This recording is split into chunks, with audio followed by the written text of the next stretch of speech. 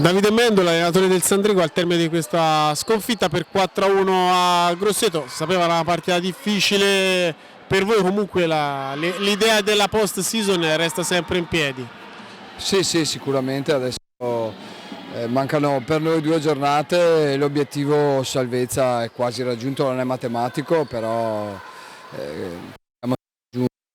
Per il resto è stata una partita un po' strana. Secondo me il risultato è un po' pesante in termini appunto di risultato. È stata equilibrata fino all'ultimo, purtroppo abbiamo concretizzato poco o niente e questo ci penalizza. Sì, diciamo il 4-1 finale è figlio di un break del primo tempo, nella prima metà del primo tempo dove avete subito 3 gol, quando forse avete giocato, forse espresso anche il gioco migliore, poi nella ripresa direi un strepitoso Català che quindi vi ha praticamente impedito poi di provare la rimonta. Sì, sì, concordo, compreso un rigore e una punizione di prima sbagliati. No, no, bravissimo Català sicuramente.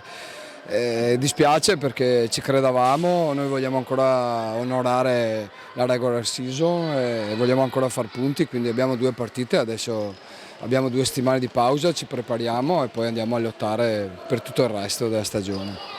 Ringrazio, in bocca al lupo per questo finale di stagione. Grazie a voi, anche a voi.